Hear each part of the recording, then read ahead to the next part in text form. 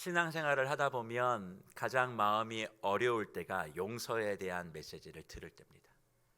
해야 한다는 것을 알고 있지만 용서하지 못하는 내 모습을 볼 때 갈등하죠. 과연 내 믿음이 진짜인가? 난 정말 구원받은 사람인가?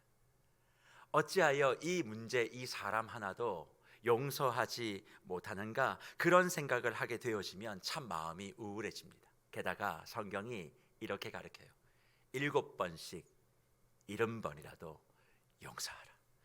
이 말 앞에 서면 용서하지 않는 사람은 예배를 드리고 예수를 믿는다고 할지라도 왠지 죄인 중에 괴수 같아요. 그래서 내 마음의 동의와 내 마음의 어떤 정서와 상관없이 기계적으로라도 용서해야 된다. 어떻게든 용서하는 사람이 되어야 한다. 그런 강박에 시달리고 용서를 입술로는 했다고 하지만 기계적으로 하는 것이다 보니까 어떤 규율에 의해서 하다 보니까 여전히 내 마음 가운데 용서되지 않은 사람들이 다수 있다는 것을 발견하게 됩니다. 그런 사람들을 가슴에 품고 살아가다 보면 이상하게 마음에 상처가 아물지 않아요. 그 상처를 틈타서 분노의 욕망이 용암처럼 흘러나오게 되어지고 결국 나의 마음도 다 상하고 내 주변에 있는 사람들까지도 다 고통의 절벽으로 떨어뜨리는 그런 현장에 예수 믿는다라고 하는 저와 여러분이 서 있음을 부인할 수 없습니다. 도대체 우리는 어떻게 살아야 될까요? 특별히 우리를 가장 힘들게 만드는 말씀 중에 하나인 7번씩 70번 용서하라는 이 말씀 어디에 있습니까? 마태복음 18장 21절과 22절의 말씀인데 이렇게 기록합니다. 그때에 베드로가 나와 이르되 주여 형제가 내게 죄를 범하면 몇 번이나 용서하여 주리이까? 7번까지 하오리까? 예수께서 이르시되 내가 이르노니 7번뿐 아니라 7번을 70번이라도 할지니라. 그렇게 말씀합니다. 형제의 죄를 7번뿐 아니라 70번이라고 이야기해요. 사실 저는 이 말씀을 들을 때마다 숨이 턱턱 막힙니다. 사실 우리나라의 좋은 전통이자 좋지 못한 전통이 뭡니까? 3세번입니다. 경기를 내도 무조건 3세판이고 용서를 내도 3세번 내가 용서해 준다. 그런 마음을 갖고 있어서 뭔가 너그러움의 상징이라고 하는 3세번 용서, 이게 우리에게 있지만 사실 같은 잘못을 3번 용서하는 것 쉽지 않습니다. 나에게 물어보면 한 가지 잘못을 3번 동일하게 용서했던 적이 있었는가? 한 번도 용서하지 못하는 그런 모습이 있지 않았나? 솔직히 고백하게 됩니다. 그러니 베드로는 우리보다 나아요. 7번 용서하는 것이 옳습니까? 물었으니까 뭔가 자기가 할 수 있는 최선, 유대인의 입장에선 완벽한 용서를 제시했는데 예수님께로 돌아온 답은 무엇이었습니까? 7번을 70번 용서하라. 그렇게 말합니다. 횟수로 따지면 490번을 용서해야 된다. 그렇게 말하니 이것이 어찌 우리의 한계를 넘어선 일이 아니라 할 수 있겠습니까?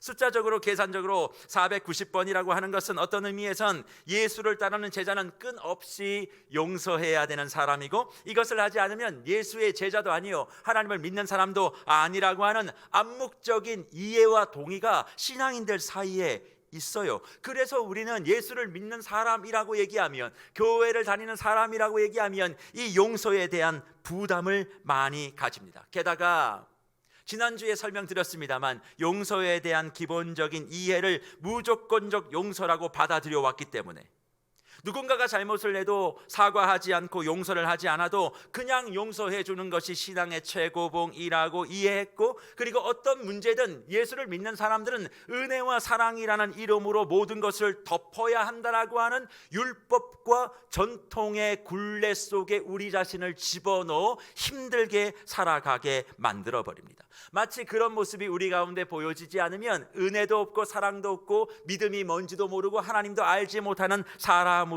치부해버리는 것이죠. 그렇다면 묵별 여러분, 베드로의 이 질문에 예수님께서 말씀하신 7번씩 70번이라도 용서하라고 하는 말씀에는 과연 우리가 지금까지 이해하고 받아왔던 이 말씀만이 담겨져 있는 것일까요? 분명 이 말씀에는 용서에 대한 예수님의 가르침이 담겨 있습니다. 무엇보다 마태복음 18장의 결론과도 같은 말씀인 35절을 보면 이것은 더욱 명확해지죠. 뭐라고 얘기합니까? 너희가 각각 마음으로부터 형제를 용서하지 아니하면 나의 하늘 아버지께서 너희에게 이와 같이 하시리라 말씀했어요. 그러면 이 말씀을 우리가 지금까지 이해해오는 방식으로 해석해 보면, 형제가 잘못했을 때 7번씩 70번 490번을 용서하지 않았어. 그러면 너도 똑같이 용서하지 않을 거야 라는 이 말씀으로 우리는 이해합니다만, 그렇게 따지면 저와 여러분들 하나님 앞에 용서받을 수 있는 사람은 아무도 없어요. 한 사람의 한 잘못을 490번 잘못해 오는 것을 용서해 보신 적 있으십니까? 지금까지. 앞으로도 그러실 수 있을 거라고 생각하세요? 그러니 그렇게 이 말씀을 이해해버리면 35절에 있는 말씀, 하늘 아버지 너희가 용서하지 않으면, 그렇게 하지 않으면 나도 너희를 용서하지 않는다. 그러면 저와 여러분 하나님 앞에 죄사함 못 받아요. 그러니 이 말씀을 그렇게만 보는 것은 무리가 있다라는 겁니다. 그래서 예수님께서 7번씩 70번 용서하라고 하는 말씀과 결론이 해당되어지는 35절 사이에 뭐 하나를 두셨냐면 비유를 두셨어요. 그 비유가 뭐냐면 용서할 줄 모르는 종의 비유를 넣어두셨고, 그것을 통하여 7번씩 70번을 용서하라는 의미가 무엇인지 우리에게 자세히 설명해 주고 있는 거죠. 그러니까 이 용서할 줄 모르는 종의 비유를 해석해야 7번씩 70번을 용서하라고 하는 진짜 의미가 무엇인지를 알게 되어진다는 겁니다. 그러면 용서할 줄 모르는 종의 비유 어떤 내용입니까? 어느 임금에게 1만 달란트를 빚진 종이 있었습니다. 그런데 기한이 차도 갚지 못하는 거예요. 그 종을 불렀습니다. 그러니까 상황이 갚지 못하는 상황이 돼버린 거예요. 상환을 못하는 상황. 그러니까 임금이 너의 가족들 다 어떻게 정리하고 재산 다 정리해서 어떻게든 내게 갚아라, 그렇게 이야기를 합니다. 그러니까 그 종이 그 임금 앞에서 어떤 태도를 취하느냐? 26절에 보니까 이런 태도를 취하는 거죠. 그 종이 엎드려 절하며 이르되 내게 참으소서, 다 갚을 겁니다. 그렇게 말하니까 그 다음 임금이 어떻게 반응합니까? 그를 불쌍히 여겨 놓아 보내주며 빚까지 탕감해주는 그런 스토리가 이어집니다. 그런데 문제는 뭐예요? 이제 1만 달란트 탕감받은 그 종이 집으로 돌아가다가 자기에게 100데나리온을 빌려간 사람을 만납니다. 근데 그 사람이 돈을 안 갚고 있었던 거죠. 그러니 그 사람의 목을 부여잡고 당장 갚으라 요구합니다. 그런데 100데나리온을 빌려갔던 사람이 어떻게 하냐면 1만 달란트를 빚졌던 종이 임금에게 했던 모습과 똑같이 엎드려 간구하며 참아달라, 갚겠다, 그렇게 이야기하는 거예요. 그럼 자기가 그렇게 용서를 받았으니까, 탕감을 받았으니까 100데나리온 되는 사람도 그렇게 해줄 것 같은데 어떻게 합니까? 그 사람을 끌고 가 빚을 갚도록 감옥에 집어 넣어버립니다. 주 안에 사랑하는 목별 여러분, 이 스토리에 나오는 의미를 좀 더 이해하려면 100데나리온과 1만 달란트가 어느 정도 금액인지에 대한 대충의 인식은 좀 가질 필요가 있어요. 100데나리온이 어느 정도의 금액이냐? 한 데나리온이 하루 일을 하면 벌게 되어지는 품삯, 그거를 5만 원이든 10만 원이든 알아서 책정하시면 됩니다. 중요한 건 하루 내가 열심히 해서 버는 일당, 그것이 한 데나리온인데 100데나리온이니까 대략 한 3개월치 정도의 노동의 품삯이라고 이해하시면 되겠습니다. 그러면 1만 달란트는 어느 정도 되어진다고 생각하십니까? 보통 한 달란트가 한 20년 정도 일하는 사람이 벌 수 있는 수익이에요. 그러면 1만 달란트를 빚졌으면 그 금액은 어느 정도 될까요? 20만 년을 일해야 벌 수 있는 돈입니다. 우리 성도님들 가운데서 20만 년 사실 분 손 한번 들어보세요. 20만 년 동안 일을 해서 매일 꼬박꼬박 모아놓은 돈이 1만 달란트입니다. 그런데 그 돈을 엎드려 절하여 탕감해 주십시오라고 요청했을 때 임금으로부터 탕감받았던 사람이 3개월치 품삯을 빌려간 사람이 동일하게 했음에도 불구하고 그것을 갚아주지 못한 거예요. 그러니까 주님이 이 말씀을 하시면서 저는 용서할 줄 모르는 종의 비유의 가장 중요한 말씀이 33절이라고 보거든요. 33절에 뭐라고 말씀하냐, 이렇게 얘기합니다. 내가 너를 불쌍히 여김과 같이 너도 내 동료를 불쌍히 여김이 마땅하지 아니하냐, 이렇게 말합니다. 여기서 말하는 내가는 임금이에요. 어떤 임금? 1만 달란트를 탕감해 준 임금. 그러니까 1만 달란트를 탕감해 줬던 그 임금이 그 탕감받은 종이 집으로 가다가 100데나리온 빚진 사람을 용서해 주지 않았다는 얘기를 듣고 다시 소환한 거예요. 그러면서 뭐라고 얘기하냐면 내가 너를 불쌍히 여김과도 같이 너도 내 동료를 불쌍히 여김이 마땅하지 않냐, 그렇게 말을 하고 있다는 겁니다. 그러면 주 안에 사랑하는 뭇별 여러분, 궁금하지 않으세요? 도대체 1만 달란트 빚진 사람이 무슨 행동을 했기에 임금이 이 사람을 불쌍히 여겼냐는 거예요. 모든 것을 다 팔아서 갚으라고 했는데 그럴 수 없고 이 사람이 했던 것은 딱 하나밖에 없습니다. 26절에 보면 엎드려 절하며 다 갚겠다고 한 말밖에 없어요. 그러니까 중요한 것은 뭐냐면 임금이 이 사람을 불쌍히 여겼던 출발점은 엎드려 절한 거였어요. 그러면 우리는 생각하죠. 엎드려 절을 했던 그것이 이 유대의 문화 가운데서는 엄청나게 존경 아니면 죄 고백 이런 것이다 생각할 수 있겠습니다만, 사실 번역은 엎드려 절하다라고 되어 있습니다만 원래 의미는 이렇습니다. 피토 프로스케네오라고 하는 헬라어 단어를 예수님이 쓰시면서 이 말의 의미는 좀 기록해 두시면 나중에 도움이 될 거예요. 엎드려 절했다, 이게 무릎 꿇고 머리를 숙였다, 이게 아니라 주인의 손을 핥는 개와 같이 머리를 숙였다는 거예요. 집에 강아지 키워보시는 분 계시죠? 주인 앞에 딱 있으면 딱 엎드려가지고 꼬리 막 흔들고 손 딱 내밀면 혀로 이렇게 막 핥잖아요. 그건 무슨 얘기입니까? 복종의 의미. 내가 전적으로 당신을 따르겠다는 의미. 당신이 원하는 모든 것들을 내가 하겠다라고 하는 그런 마음들을 담고 있는 표현인 것입니다. 그러니까 임금이 1만 달란트 빚진 사람을 탕감했던 불쌍함의 시작, 긍휼의 시작, 탕감의 시작은 주인의 손을 핥는 자세를 보이며 내가 잘못했습니다, 나는 이렇게 부족합니다라는 표현이 있었고, 그 표현을 보며 임금은 그 사람을 향한 엄청난 탕감과 자비와 용서의 결과를 도출해 줬다는 겁니다. 그런데 문제는 뭐냐면 100데나리온을 빌려간 사람도 동일하게 엎드려 절했다는 거예요. 그런데 탕감해 주거나 용납해 주지 않고 감옥에 넣었다는 것을 이 비유를 통해서 말씀하시며, 주님이 7번씩 70번을 용서하라고 하는 의미의 진짜가 무엇인지 말씀하고 있다라는 것입니다. 우리가 늘 이해하듯 무조건 잘못한 게 있어도 다 품어줘라, 다 용납해줘라, 다 덮어줘라, 그 말씀을 예수님이 하고 계신 걸까요? 그렇지 않습니다. 주님이 말씀하고 싶은 것은 무조건적 용서가 아니에요. 무조건 7번, 70번이라도 용서하라는 말씀을 지금 하고 있는 얘기가 아닙니다. 주님이 이 비유를 통해서 해석해 주시는 말씀은 누군가가 잘못해서 용서를 구하고 용서를 청하고 용서에 대한 태도를 진정으로 보이고 잘못했음을 신실하게 시인할 때, 그런 경우 7번, 70번이라도 받아들여 줘라.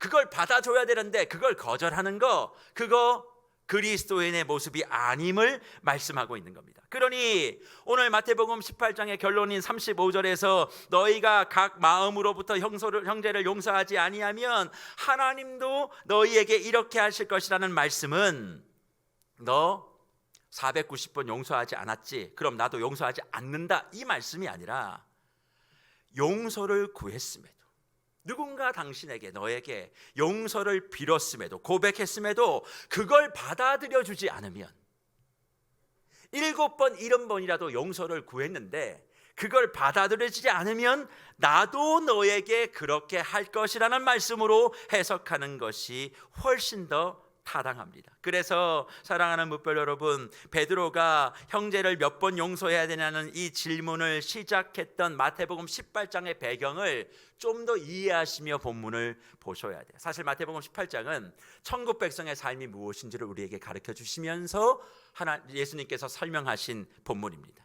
천국 백성들의 공동체의 삶, 신앙의 삶이 무엇인지를 이야기하는 가운데 15절에서 예수님이 뭐라고 말씀하시느냐, 내 형제가 죄를 범하거든 이라고 시작하고 있어요. 이상하지 않으세요?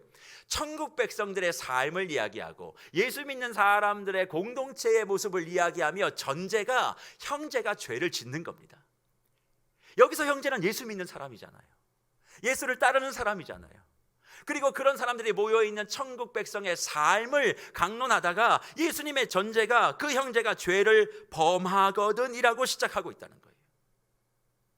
그러니까 의아하죠. 우리는 기본적으로 예수님을 따르는 예수의 제자들, 함께 예배하는 신앙의 공동체에 대한 기본적인 인식이 있습니다. 그게 뭐냐면 무흠해야 된다는 거예요. 예수 믿는 사람은 흠이 없어야 된다. 예수 믿는 사람은 완벽해야 된다. 그런 마음들을 가지고 있는데 예수님은 말씀하세요. 형제가 죄를 범할 수 있다.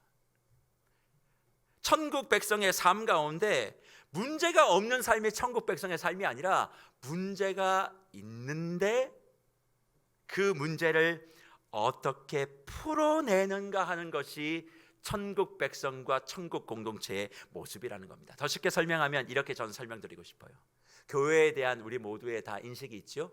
교회는 아무 문제도 없고 늘 선한 사람만 모이고 그리고 흠도 없는 그런 공동체라고 하는 기본적인 인식이 있습니다. 그러나 절대 교회는 흠이 없는 공동체가 될 수 없어요. 이유가 뭐예요? 흠 많은 내가 여기 있기 때문에 그래요.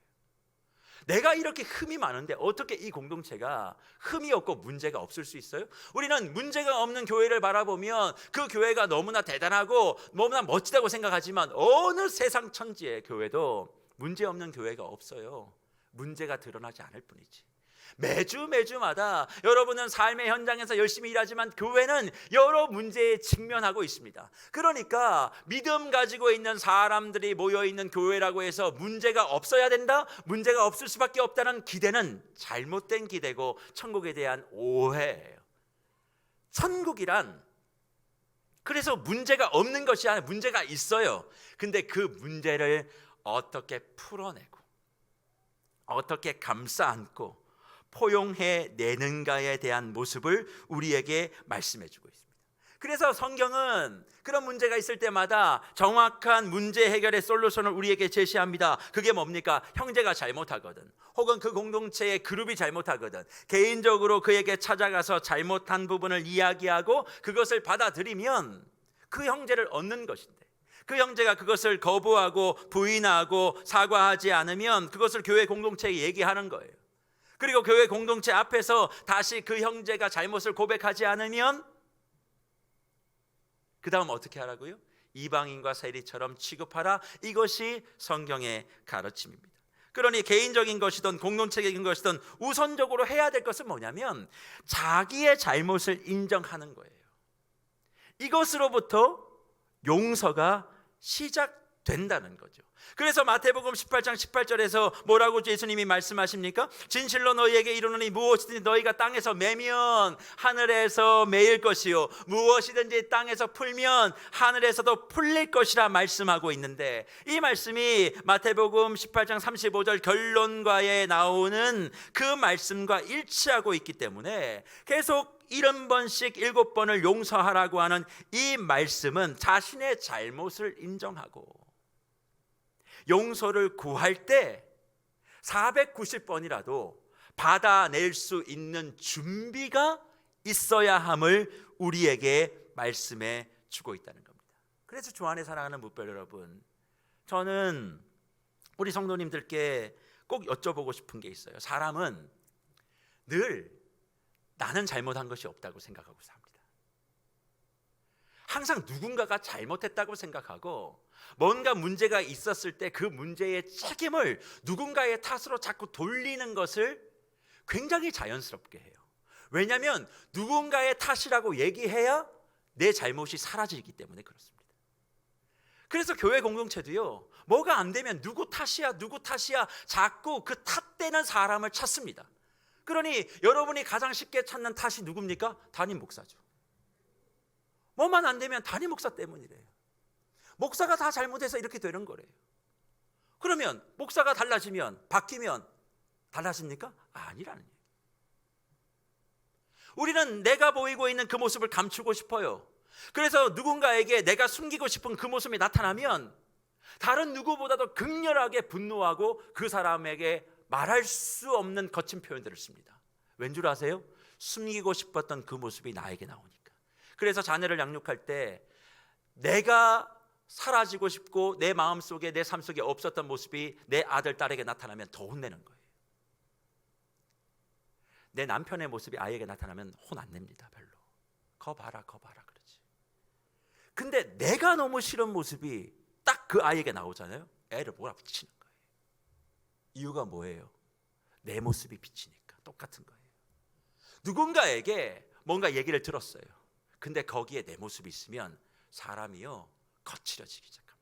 그 사람 당장 정리해야 된다고. 그 사람 당장 내쫓아야 된다고. 왜요? 내 모습이 거기에 있고 그 사람을 내쫓을 때 내 안에 숨기고 싶었던 모든 죄악들도 사라진다라고 하는 착각을 갖기 때문에 그렇습니다.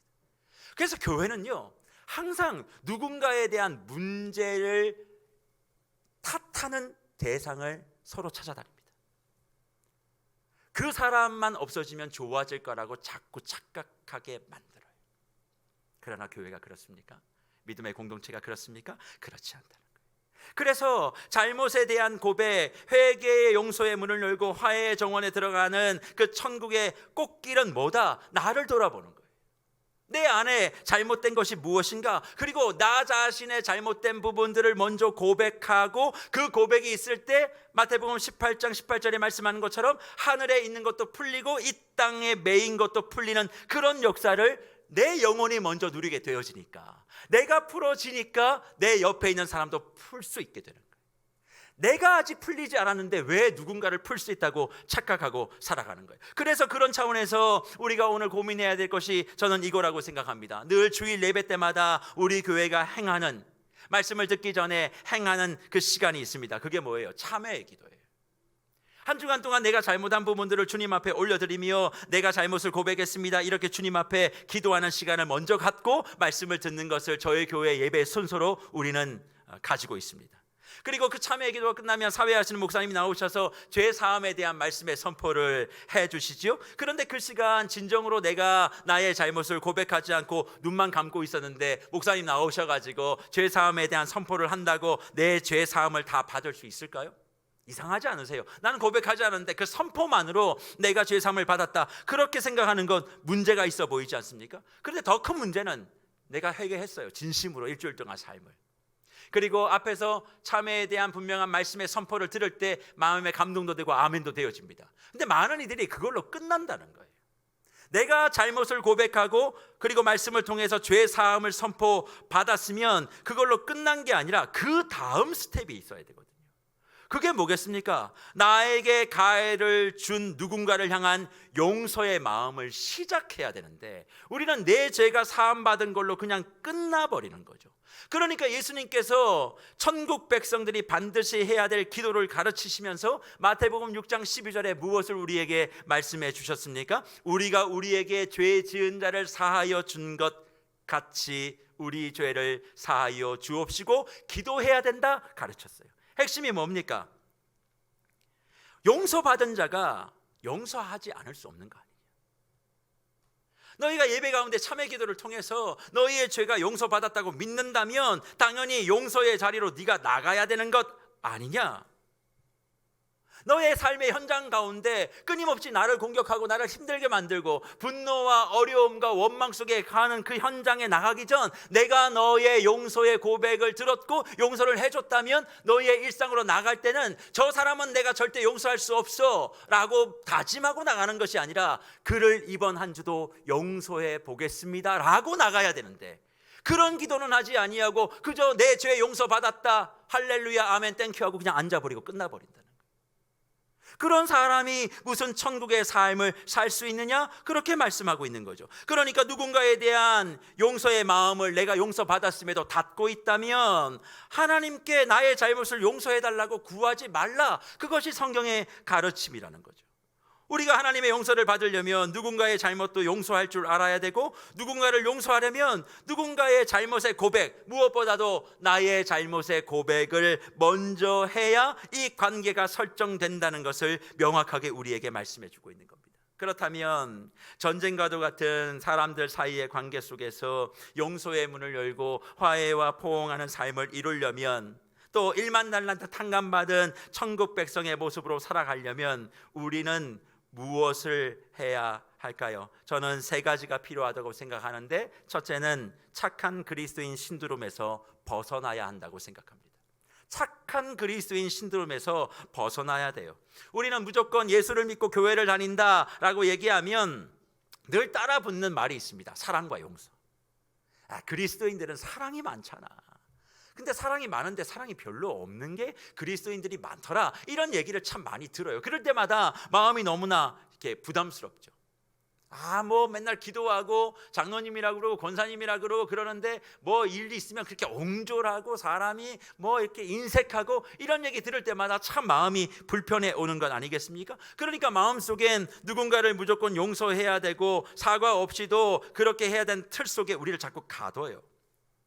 그러다 보니까 누군가 나를 공격하고 정말 잘못한 상황 가운데 나를 힘들게 해도 그 사람은 편안하게 사는데 용서하지 못하는 나 자신을 보면서 실망하죠. 그리고 마음에 내가 뭔가 이렇게 의도적이고 또 자발적이지 않음에도 불구하고 그렇게 해야 된다라고 하는 율법관 속에 나를 자꾸 가둬놓으니까 힘든 거예요.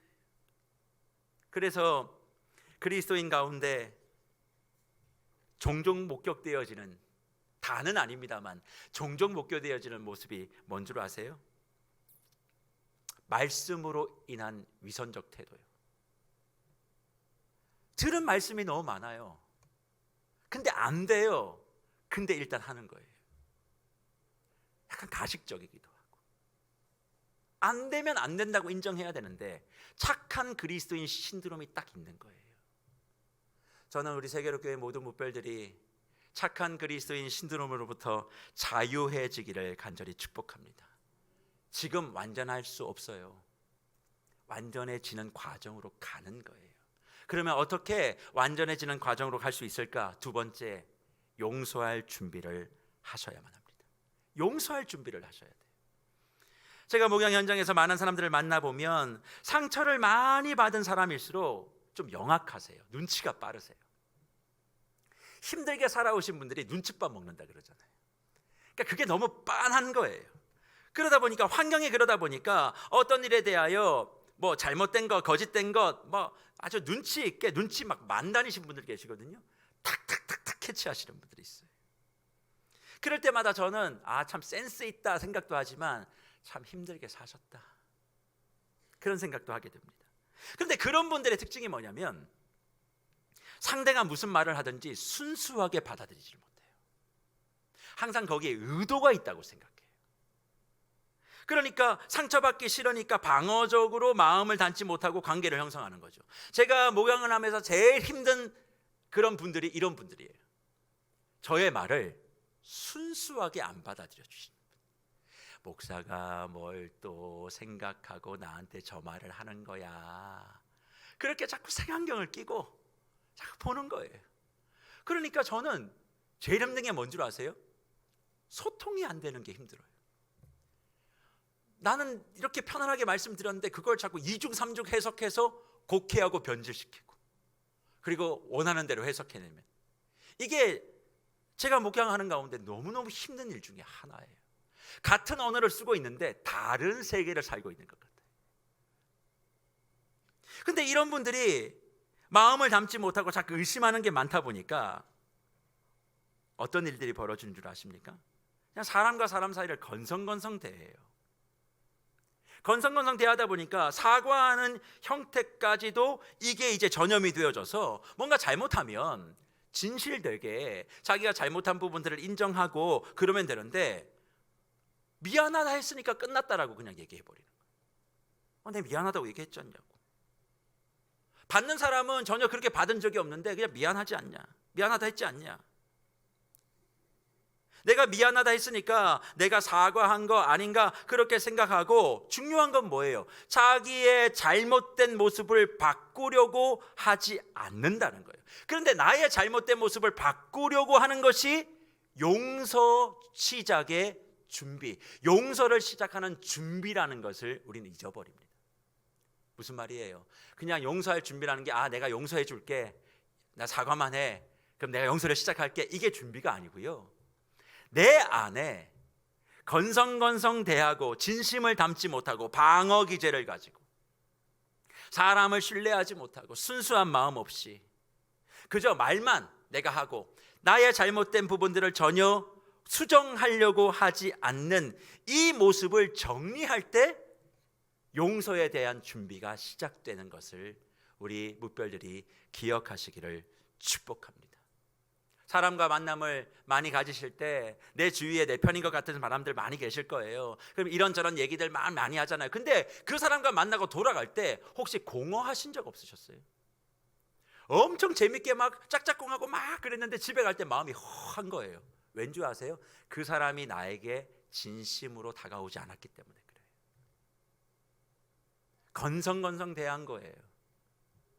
그러니까 내가 잘못한 부분들이 그렇게 있어도 이게 정리가 잘 안 되는 거죠. 저는 우리 세계로 교회 모든 묵별들이 나를 돌아보고 나의 잘못을 인정하고 그 잘못을 인정하는 것으로부터 용서가 시작되고 준비되는 은혜가 있기를 간절히 축복합니다. 그래서요, 우리 교회에게 저는 이렇게 적용해 보고 싶어요. 교회의 모습을 바라보며 이러쿵저러쿵 말씀하시는 분들이 많이 계시죠? 그 모든 잘못이 앞에 서 있는 목회자 한 사람의 잘못일까요? 저는 그렇게 생각하지 않습니다. 그 사람에게 책임을 져놓고 나는 그냥 자유하고 아무 문제가 없다고 얘기하지만 사실 우리 교회의 지금 모습은 다 우리 공동의 책임 아닙니까? 왜 목회자 한 사람의 잘못이에요, 그게? 왜 목회자들이 그렇게 갈 때 아무 말도 하지 않으셨습니까? 왜 새롭게 해보자고 얘기하지 않으셨어요? 상황이 안 됐다고요? 핑계죠. 변명이죠. 그러니 지금 그 모든 것을 다 책임 전가해놓고 나는 잘못한 것이 아무것도 없어? 이제 새로운 목사가 왔으니 네가 잘해봐? 그렇게 뒷짐지고 있다면 우리 안에 하나님이 원하시는 그 모습이 진짜 이루어질 수 있습니까? 천국은 아무 문제가 없는 게 아니에요. 천국은 문제가 있을 때 서로가 서로의 불쌍함을 보고 서로 피차 용서하고 자기의 잘못을 시인하며 품어 안아주는 게 천국. 교회가 오면 다 좋은 게 아니라, 아무 문제가 없는 것이 아니라 문제가 있지만 서로가 서로를 불쌍히 봐주는 거예요. 그리고 서로 품어 안아주는 거죠. 그리고 내 잘못이었음을 고백하는 겁니다. 내가 직접적인 잘못이 없어도 내가 책임질 줄 아는 자세가 우리 묵별들 한 사람 한 사람에게 있어야 되는 거예요. 지금 교회의 모습의 책임은 내 책임이야. 저 사람 때문이 아니야. 나의 책임이야. 그런 마음을 가질 때 용서가 시작되고 그 용서의 시작의 문이 열려지며 화해와 포항되어지는 용문화포 천국의 삶이 우리 교회에게 이루어지게 되는 줄 믿습니다. 저는 이런 은혜가 우리 교회가 온전히 누리는 기쁨이 되기를 바라요. 그리고 세 번째로 하나님과 나의 차이를 인정하시기를 바랍니다. 우리는 당연히 하나님이 될 수 없습니다. 그러기에 누군가가 전심을 다해 자신의 잘못을 사과하고 그것을 받아들임으로 용서가 시작되고 화해와 포옹하는 그런 기쁨을 원론적으로 안다고 해도 그 사람에 대한 감정이, 아픔이 여전히 남아 있을 수 있어요. 또 동시에 누군가가 사과를 해도 그 오랜 시간 동안 내가 당했던, 희생됐던 감정 보상받고 싶고 아픔에 대하여 내가 또 때로는 더 나가서 복수하고 싶은 마음들이 내면에 가득할 수 있습니다. 그럴 때 그런 마음들은 나를 이상하게 생각하지 마세요. 당연한 거예요. 제가 늘 말씀드리잖아요. 우리 사람이라고. 우리 연약한 사람이에요. 뭐 예수 믿고 걸어가지만 뭐 지금 당장 바로 용서가 탁탁 되고, 그리고 또 나에게 너무나 고통스러운 시간들을 줬는데 오늘 기도 한번 딱 하고 나서 그 사람 보자마자 그냥 아무렇지도 않다는지 웃는 사람 없습니다. 왜냐? 우리는 하나님이 아니기 때문에 그래요. 그럼 하나님이 아니기 때문에 우리는 복수하고 싶으면 복수하고 저주하고 싶으면 저주하고 막 그렇게 해도 되느냐? 아니라는 거죠. 하나님이 아니기 때문에 내 안에 하나님의 마음이 임하도록 기도하고 소망해야 된다는 거죠. 그것이 가능하려면 내가 1만 달란트 빚을 탕감받은 사람이라는 것을 분명히 기억하고 미운 감정, 서운한 감정이 있다 할지라도 그 상대가 용서를 구했을 때 받아주고 싶지 않아도 그 사람을 열린 마음으로 받아들이는 그 일 나는 할 수 없으니 주님 그 마음을 달라고 하나님께 요청해야 된다. 성령께 도와달라고 간구하며 하나님의 도우심을 구해야 한다는 것이죠. 왜요? 내가 하나님이 아니니까. 내가 스스로 용서할 수 없어요. 그런 차원에서 그리스도인의 용서는 구원을 받은 사람의 마땅히 나타나야 할 모습이라고 생각하기보다 꾸준히 지속적으로 우리가 준비하고 도전해야 될 영역으로 우리가 받으셔야 된다는 겁니다. 내가 예수를 믿었으니까 무조건 용서의 삶을 살아야 돼, 이게 아니라 용서를 지금부터 시작해 본다. 용서를 내가 준비해 본다. 그런 마음을 가지고 하나님께서 원하시는 진정한 용서의 자리까지 나의 인생이 갈 수 있도록 도전해 보고 훈련해 가는 게 신앙이라고 받으셔야 된다는 거죠. 힘들지만 용서해야 되고, 힘들지만 공의도 지켜야 되고, 힘들지만 이 모든 것을 사랑 안에서 완성해야 될 의무가 천국 백성인 우리에게 있다고 생각하셔야 됩니다. 그런 차원에서 저는 우리 세계로교회 공동체가 이번 한 달 용문합포의 말씀을 이어가시면서 예수 그리스도를 닮은 제자의 모습 다른 거 아닙니다. 힘들고 어려워도 용서에 대한 도전을 받아들이고 용서를 준비하는 시간을 갖는 거예요. 지금 용서가 안 돼도 괜찮아요. 용서를 준비하셔야 돼요.